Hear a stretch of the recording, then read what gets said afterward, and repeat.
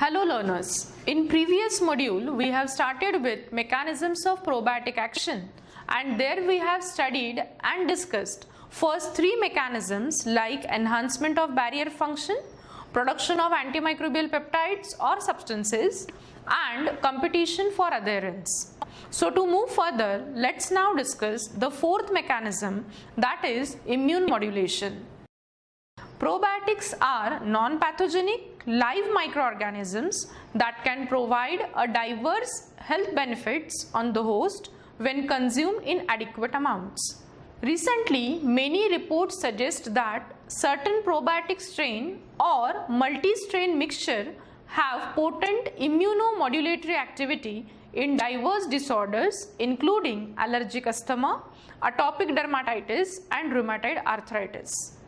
Probiotics have been found to enhance the innate immunity and modulate pathogen-induced inflammation via toll-like receptors regulated signaling pathways. Lactobacillus casei have been shown to augment total and pathogen-specific secretory IgA level upon infection in mice by stimulating B cells. Specific antibodies against Lactobacillus casei were not produced, indicating the non-responsiveness of the gut immune system to this beneficial bacterium.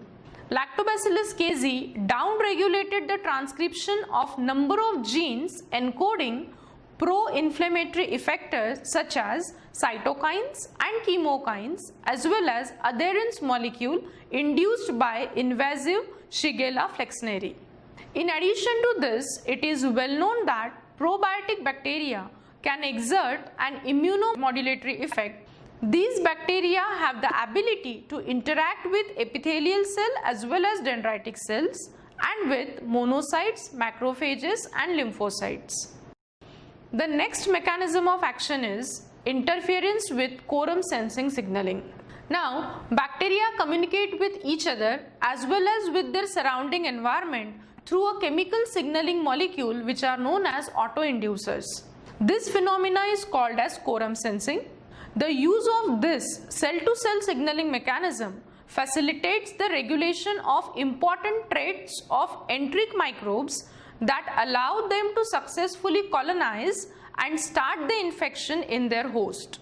Scientists demonstrated that Lactobacillus acidophilus secrete a molecule that inhibits quorum sensing signaling or directly interact with bacterial transcription of E. coli O157 gene involved in colonization, and thus bacterial toxicity is opposed.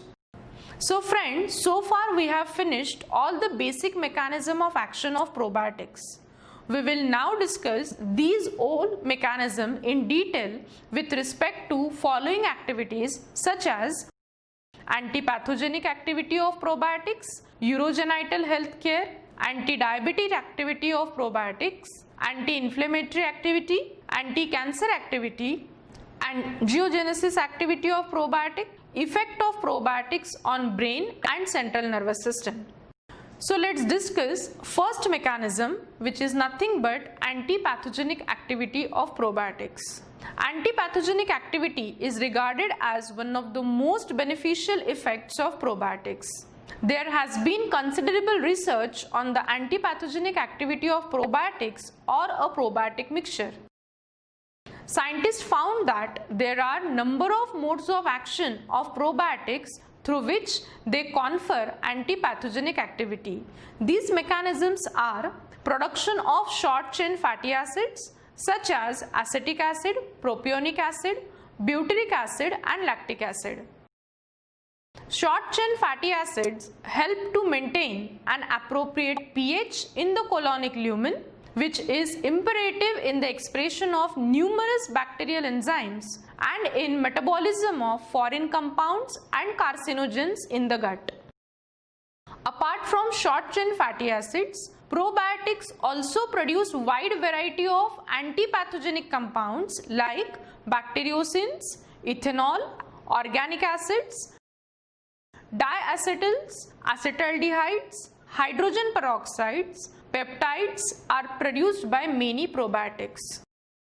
Among all these compounds, Peptides and bacteriocins in particular are most involved in increasing the membrane permeability of the target cells, which leads to cell death. Similarly, the production of hydrogen peroxide by these bacterial groups causes oxidation of sulfhydryl group, resulting in denaturation of several enzymes in peroxidation of membrane lipids, thus increasing the membrane permeability of pathogenic microorganism and consequently cell death. Some of the above said compounds may act by lowering the pH by organic acids like acetic acid and lactic acids. The second activity is urogenital health care.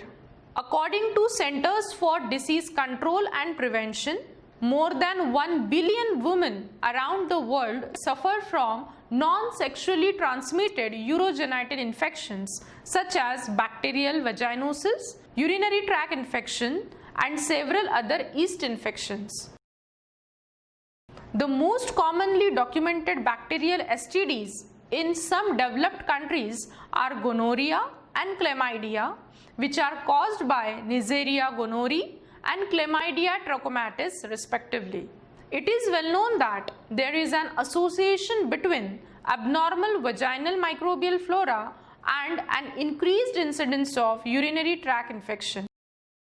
There are about 50 different species inhabiting the vagina like Lactobacillus species, Lactobacillus brevis, casei, vaginalis, delbrueckii, salivarius and many more, which are regarded as main regulators of vaginal microenvironment. Imbalance in the microbial composition greatly influences the health of vaginal microenvironment, potentially leading to compromised state of bacterial vaginosis and UTI. These compromised states can be reassured by balancing the number of Lactobacillus species via the supplementation of probiotics. Next activity is anti-diabetic activity of probiotics. Probiotic may be considered as biotherapeutic agent for diabetes. Several nutraceuticals and probiotic preparations have been studied for anti-diabetic activity in different laboratories. Due to the following properties, probiotic can be considered as an alternative therapeutic regime for diabetes. That is anti-diabetic effect, antioxidant properties, anti-hypercholesterolemic activity, anti-therogenic activity, hypotensive effect and immunomodulatory effect. Researchers have demonstrated that Lactobacillus possesses anti-hyperglycemic and insulin releasing activity and insulin mimic and immunomodulatory effect. It also prevents destruction of beta cells by autoimmunity in the children genetic risk of type 1 diabetes. Patients with type 2 diabetes have significantly reduced number of lactobacillus and other probiotics, which positively correlates with plasma glucose concentration. Possible reason for alteration of gut microbiota in diabetes may be non-availability of fermentable sugars and carbohydrates, which are common substrates. Hence, regular replenishment can be helpful. So friends, in this module we have discussed remaining two mechanisms of probiotics, namely immune modulation, interference with quorum sensing signaling. Further, we have studied the antipathogenic activity of probiotics and role of probiotics in urogenital health and anti-diabetic activity of probiotics.